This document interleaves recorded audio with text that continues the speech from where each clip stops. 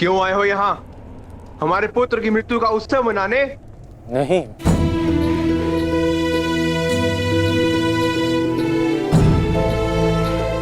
मैं एक वीर की वीर गति को श्रद्धांजलि देने आया हूं। एक पाप का पश्चाताप करने आया हूं मैं। पश्चाताप नहीं, प्रतिघात होगा। कौरवों ने नियम भंग करके सीमा तोड़ी है और अब मैं इस महायुद्ध में बनाए हुए सारे नियम त्यागता हूं।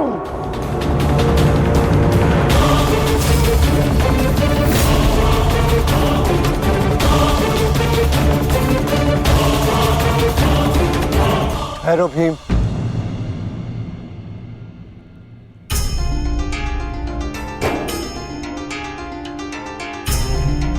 ये मत भूलो कि हम पांडव हैं, कौरव नहीं।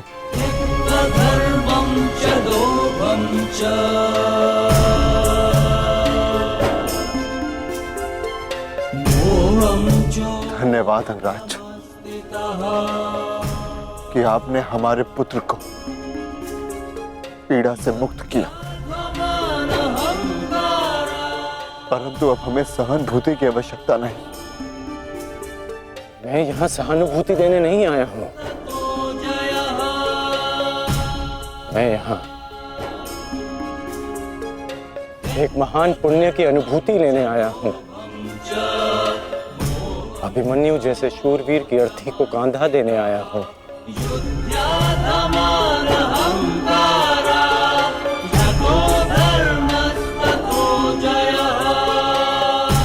इस पुण्य से मुझे विरक्त मत कीजिए धर्मराज। ये युद्ध है युधिष्ठिर, नारायणं नमस्कृत्य, और युद्ध में स्थिर रहना तुम्हारा धर्म है। तुम्हारे नाम का अर्थ है सरस्वतीं व्यासं ततो जयम्। अंगराज ने भी इस युद्ध में अपने पुत्र को खोया है। वो यहाँ अपना दुख बांटने आए हैं, अपनी पीड़ा काटने आए हैं। नमस्कृत्य नरं चैव अंगराज को आने दो युधिष्ठिर। देवीं सरस्वतीं व्यासं ततो जयम् उदीरये।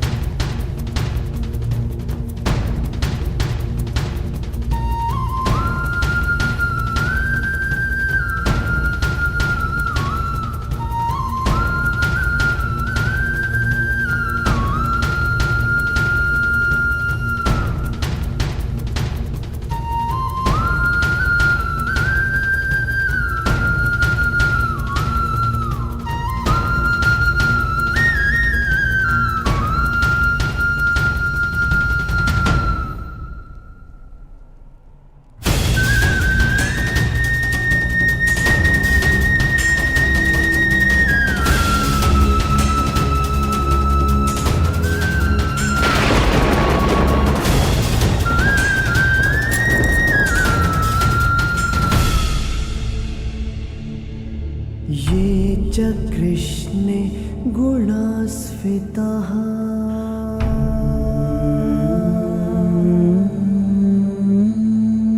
पाण्डवेषु च ये गुणाः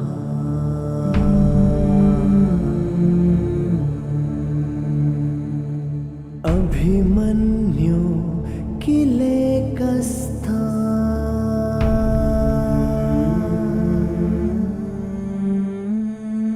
दृश्यन्ते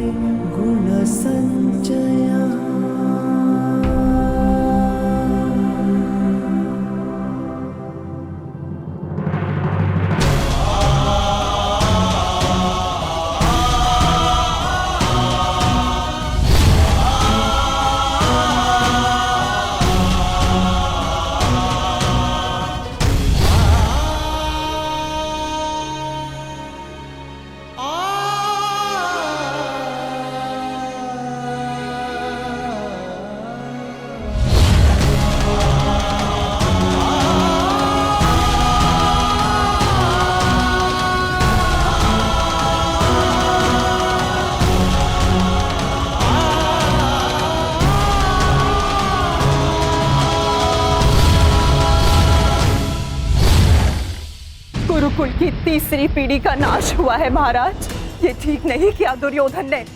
माना जो हुआ वो अनुचित था गांधारी, परंतु इन सब का कारण अभिमन्यु स्वयं ही था। यदि वो दुर्योधन का अपमान ना करता तो आज ऐसा कदाचित ना होता। नहीं स्वामी,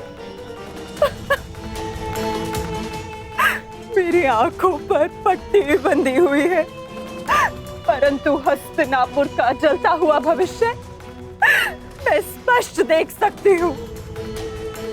ऐसा आभास हो रहा है मानो अभिमन्यु की चिता की जलती हुई अग्नि समुचे कौरव वंश को भस्म कर देगी।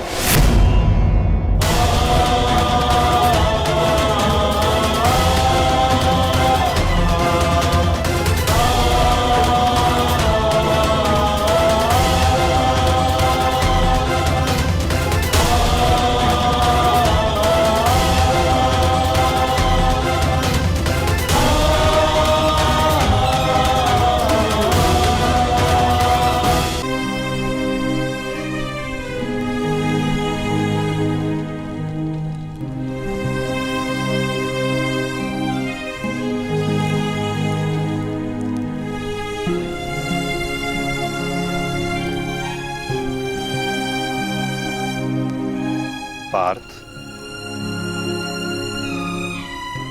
अंतिम विधि आरंभ करो।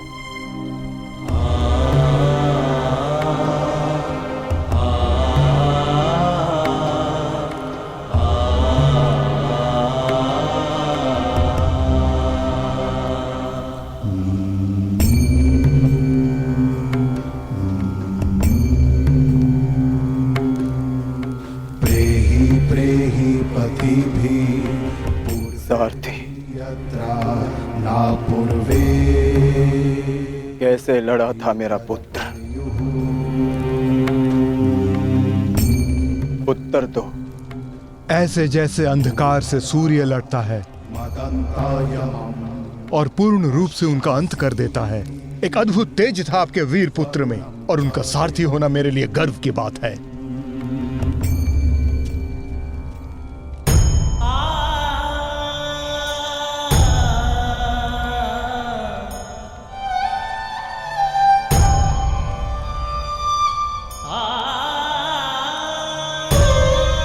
जब 6 योद्धाओं ने अभिमन्यु पर आक्रमण किया तो उसने क्या कहा था भ्राताश्री? उसने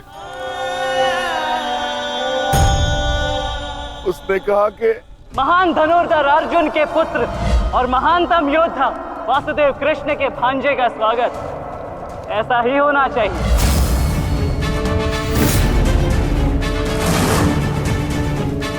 जब आपने उसे भीतर जाने से रोका था ज्येष्ठ, तब उसने क्या कहा? एक योद्धा मृत्यु के भय से पीछे नहीं हटता था श्री।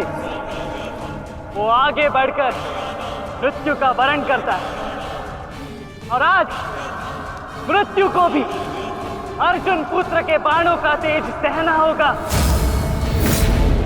मैं इस चक्रव्यूह में आया हूं ताकि पांडवों का सर गर्व से उठा रहे और विश्वास कीजिए ताक्षरी, यदि मेरा सर भी कट जाए तब भी आपका सर गर्व से उठा रहेगा।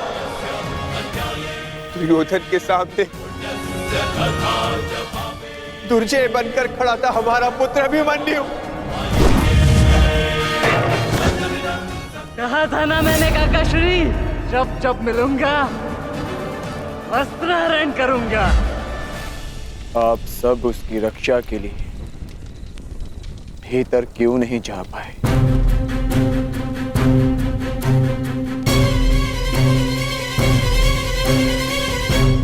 जयद्रथ के कारण, क्योंकि उसे वरदान था कि वो आज नहीं मरेगा। उसने हम में से किसी को अंदर भीतर नहीं जाने दिया, भी कारण अभिमन्यु की मृत्यु का।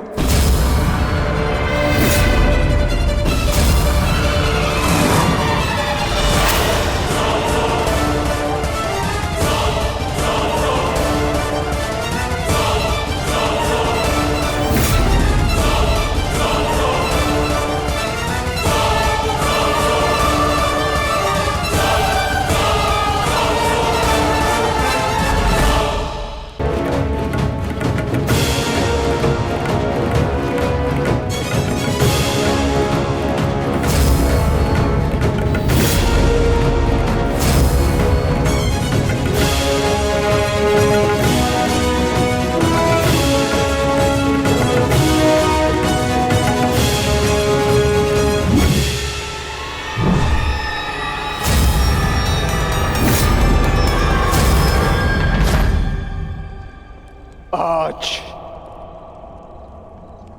ये चिता नहीं जलेगी।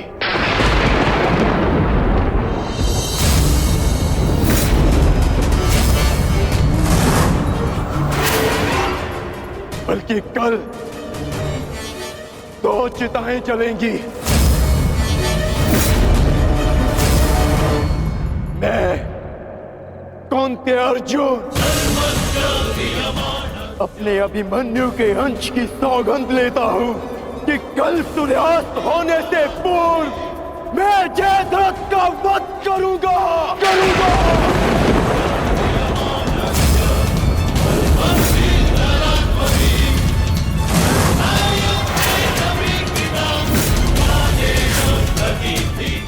कल या तो जयद्रथ के साथ अभिमन्यु की चिता जलेगी या फिर अभिमन्यु की चिता में उसके साथ मैं जीवित जलूंगा। मेरा प्राण अर्जुन का प्राण।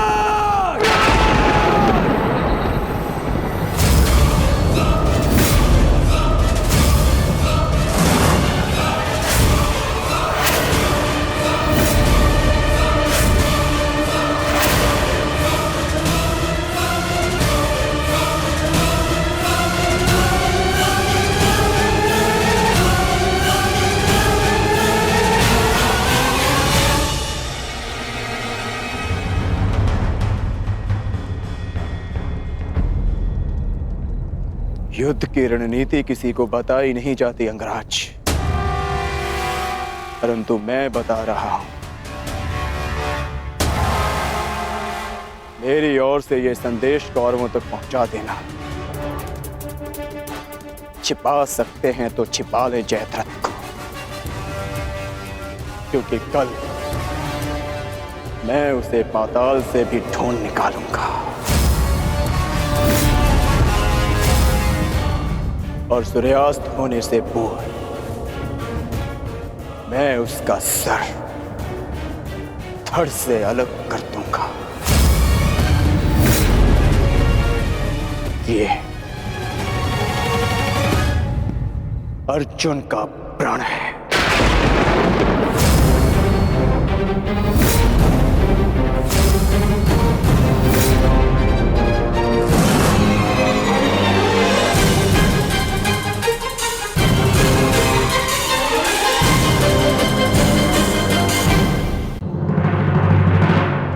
ये चिंता का विषय है युवराज। ये एक योद्धा की ललकार नहीं, एक पिता का प्रतिकार है। अर्जुन ने अपने पुत्र के शव के समक्ष प्रतिज्ञा ली है और यदि अर्जुन ने प्रतिज्ञा ली है तो उसे पूर्ण करने का संपूर्ण प्रयास करेगा वो। बस आचार्य द्रोण, बस। पितामही की भांति आपको अवसर चाहिए होता है हमारे शत्रुओं की प्रशंसा करने का। आपको हम कौरवों से अधिक उस अर्जुन की प्रतिज्ञा पर विश्वास है, किंतु आप भूल रहे हैं कि किस प्रकार अपने भ्राता के पुत्र के प्राणों की भीख मांग रहे थे वो पांडु पुत्र। आज पुत्र यमलोक गया है और कल पिता जाएगा, और इसे आप सुनिश्चित करेंगे क्योंकि आप कौरवों के सेनापति हैं।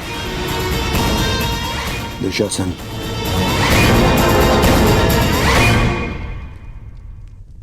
और ये कर्ण कहां है? इतनी विकट स्थिति में वो यहां उपस्थित क्यों नहीं है? ये लो, आ गए अंगराज कर्ण। हाँ, कदाचित शत्रु के शव को श्रद्धांजलि देकर आ रहे, या फिर उस अर्जुन का कोई संदेश पहुंचाने आए हैं। देकर आ गए उन पांडवों को सहानुभूति। मैं शत्रु को सहानुभूति देने नहीं, एक वीर की वीरगति को श्रद्धांजलि देने गया था।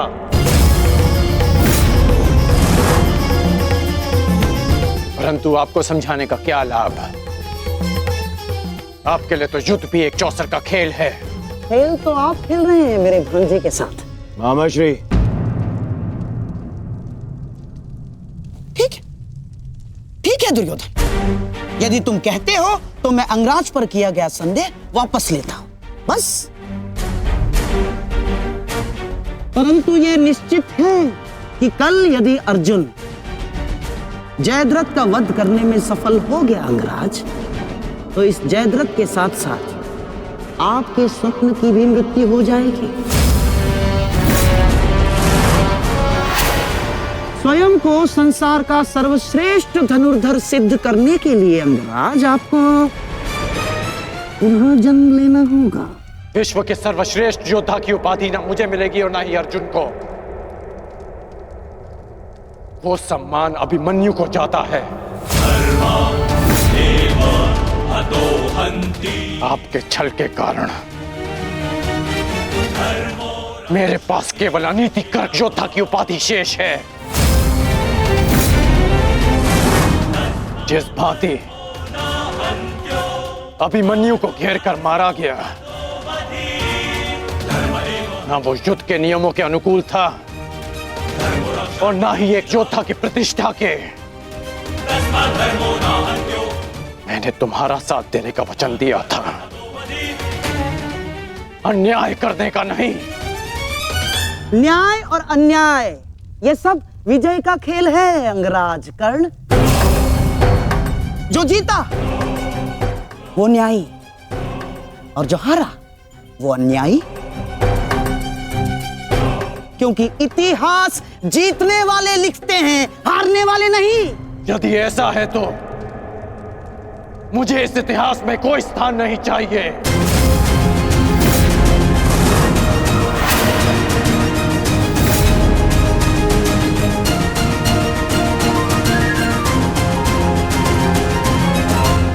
ये क्या अनर्थ हो रहा है आर्य?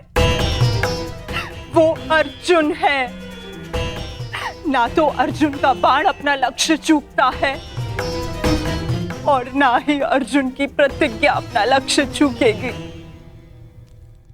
और यदि अर्जुन अपनी प्रतिज्ञा में सफल हो गया तो मेरी पुत्री को कल ये आभूषण त्याग कर श्वेत वस्त्र धारण करने पड़ेंगे आर्य। और मैं अपनी पुत्री की ये दशा देखने से पूर्व अपना जीवन त्यागना उचित समझूंगी आर्य। स्वयं को संभालो गांधारी।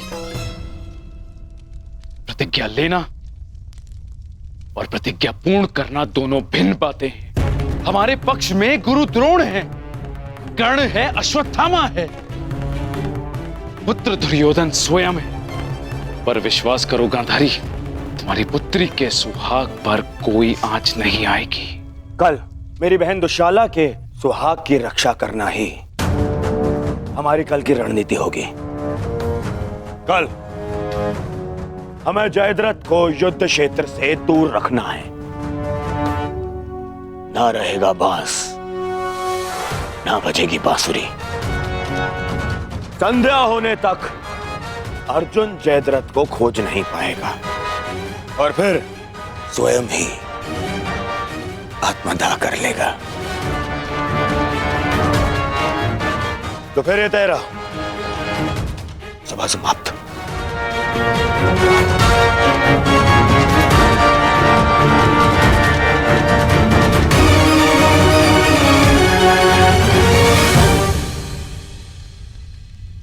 चलिए मामाश्री, युद्ध की तैयारियां करनी है। वही तो, युद्ध की तैयारियां तो करनी होंगी, क्योंकि तुम तो जानते ही हो हमारे पास न्यायप्रिय कर्ण है और उन पांडवों के साथ वो छलिया। वो कोई ना कोई मार्ग तो अवश्य ढूंढ लेगा जयद्रथ तक पहुंचने का। अर्जुन की इस प्रतिज्ञा की सूचना कौरवों तक पहुंच गई होगी और कौरव इस अवसर का लाभ अवश्य उठाएंगे,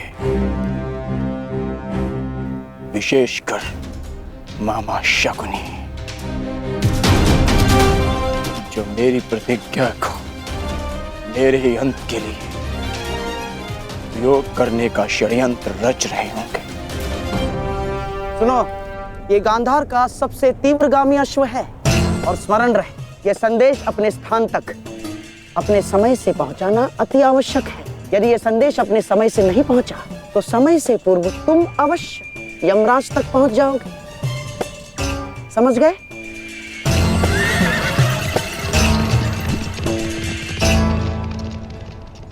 मामा श्री, युद्ध की योजना तो ज्येष्ठ पहले ही बना चुके हैं, तो फिर अभी आप क्या करना चाहते हैं? बुद्धि का हाथ कब थामोगे दुशासन? हैं? देखो, कच्ची योजना कच्चे घड़े की भांति होती है। कब पानी फिर जाए कुछ कहा नहीं जा सकता। उस जयद्रथ को केवल युद्ध से दूर छुपाना पर्याप्त नहीं होगा, क्योंकि मैं जानता हूं उस छलिए कृष्ण को मैं भली भांति जानता हूं। वो इस समय कुछ ना कुछ चक्र अवश्य कर रहा होगा। इसीलिए मैं ये सुनिश्चित कर लेना चाहता हूं कि कल युद्ध में जयद्रथ का वध हो या ना हो, परंतु वो अर्जुन अवश्य मृत्यु के घाट उतर जाए। परंतु मामा श्री, मैं कुछ समझा नहीं। तुम समझने का प्रयास भी मत करो। जब मेरे शब्दों के बाण तुम्हारे मस्तिष्क को भेदेंगे तब तुम अपने आप सब कुछ समझ जाओगे।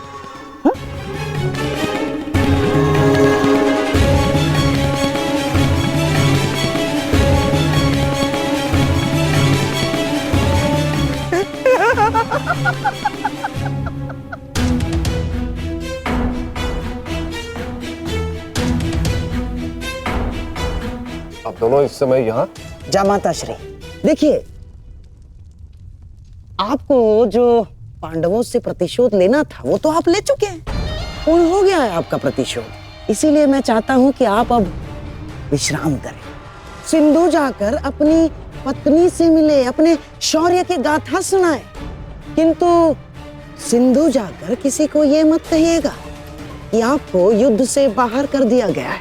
धनुर्धारी अर्जुन से भयभीत होकर सिंधु नरेश वापस लौट आए हैं ना, किसी से मत कहिएगा, क्योंकि आपकी ये सूचना आपके अपयश का कारण बन सकती है जयद्रथ।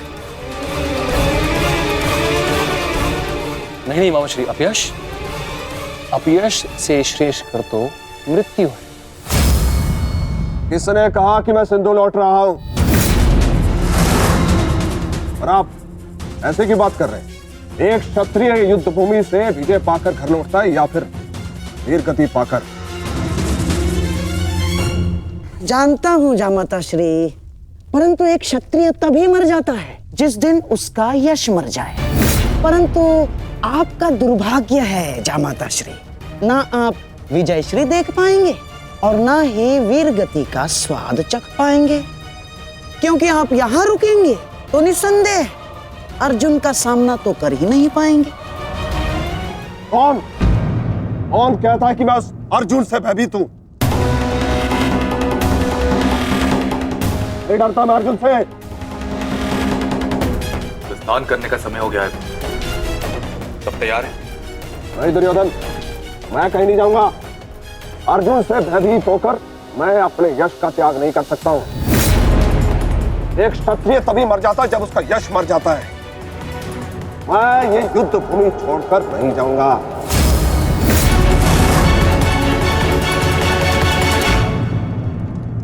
दुर्योधन, मैंने कितना समझाया इन्हें, किंतु ये समझ ही नहीं रहे।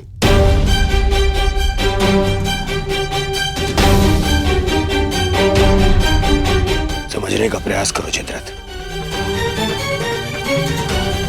मेरी बहन दुशाला मेरे लिए बहुत प्रिय है। यदि अर्जुन अपनी शपथ पूर्ण करने में सफल हो गया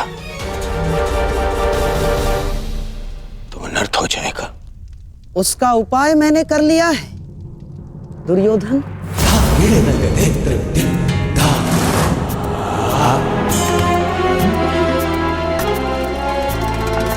प्रणिपात पिताश्री, आप अचानक यहाँ? प्रणिपात महाराज वृद्ध क्षत्र। जामाता श्री, आपके पिताश्री को मैंने ही निमंत्रित किया है। वर्षों से तप संचित किया है इन्होंने, और मनुष्य का संचित किया हुआ तप हो या धन, आता तो संतान के काम ही है। मेरे वर्षों की तपस्या से मुझे ये शक्ति मिली। जब तक मैं संकल्प लेकर अग्निहोत्र करूंगा, तब तक जिसके भी हाथों से मेरे पुत्र का सर धरा पर गिरेगा, स्वयं उसके सर के भी 100 टुकड़े होकर गिर जाएंगे।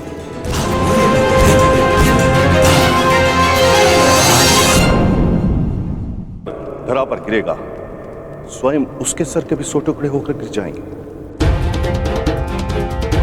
यदि युद्ध करना तुम्हारी इच्छा है पुत्र, तो मैं कल सूर्यास्त तक संकल्प लेकर अग्निहोत्र करूंगा। अद्भुत। अब आप जाकर अग्निहोत्र की तैयारियां कीजिए। आइए पिताजी। क्या उत्तम योजना बनाई है आपने। योजना नहीं, खेल।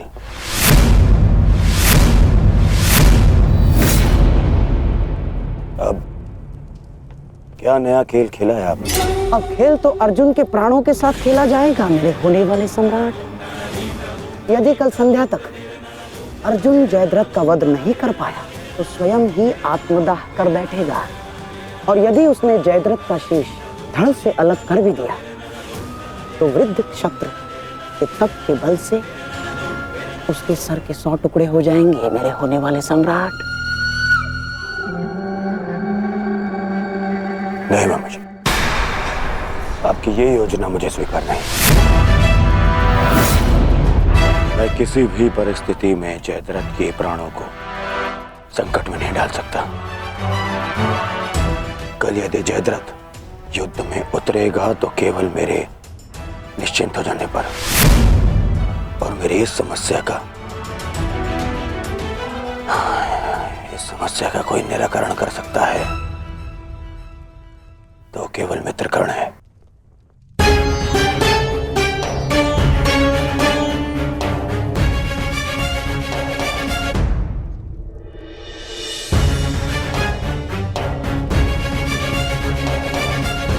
मित्र,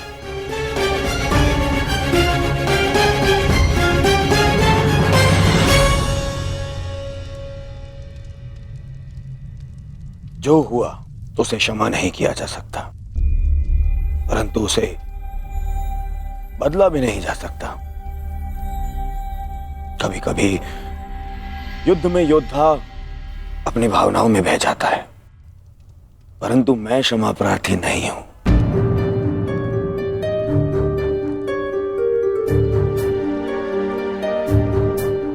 मैं क्षमा प्रार्थी नहीं हूं क्योंकि मेरे अनुजों के क्षत विक्षत शव देखने के पश्चात मेरे मन में केवल उनकी चीखें हैं, उनका क्रंदन है। शत्रु के लिए दया नहीं। मैं क्षमा प्रार्थी नहीं हूं। मैं क्षमा प्रार्थी नहीं हूं क्योंकि भाग्य ने उस क्षण के लिए मुझसे क्षमा नहीं मांगी जब उसने मेरे पिता को अंधा कर देने की नियति बना दी। मैं क्षमा प्रार्थी नहीं हूं क्योंकि उस द्रौपदी की कुटिल हंसी आज भी मेरे कानों में सुनाई देती है। मैं क्षमा प्रार्थी नहीं हूं क्योंकि उसने मुझे अंधे का पुत्र अंधा कहने के पश्चात भी मुझसे क्षमा नहीं मांगी। मैं क्षमा प्रार्थी नहीं हूं। मैंने ये युद्ध क्षमा मांगने के लिए नहीं, विजय के लिए प्रारंभ की है, और हर युद्ध में शत्रु मित्र अपना कुछ ना कुछ होता ही है। मित्र, मैं अपने आप को निरपराध सिद्ध करने के लिए नहीं आया हूं। नहीं, मैं बस इतना कहने आया हूं कि मैं अभी भी नहीं रुकूंगा।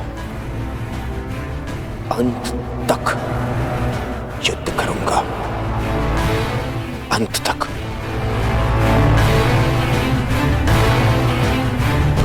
और मेरी कामना है मेरा परम मित्र इस युद्ध में मेरा साथ दे।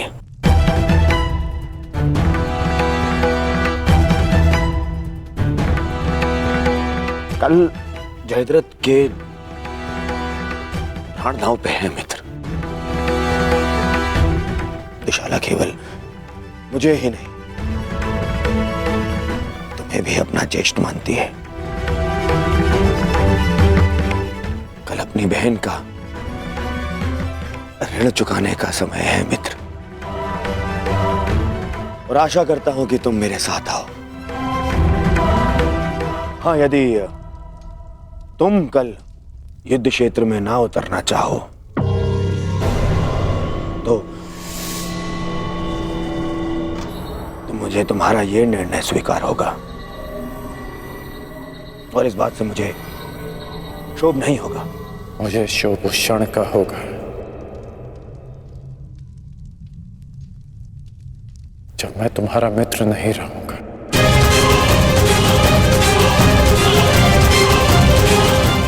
मैं नहीं जानता कि कल युद्ध भूमि में मैं आऊंगा भी या नहीं।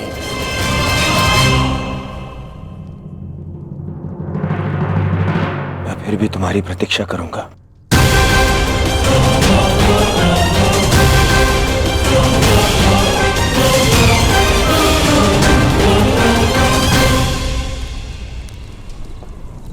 तुमने एक पुत्र के धर्म का पालन किया, किंतु मैं एक पिता के धर्म होने का पालन ना कर सका। पुत्र, तुम मेरे मान की रक्षा के लिए चक्रव्यूह में प्रवेश कर गए, पर मैं अपने पुत्र के प्राण की रक्षा के लिए उपस्थित नहीं था।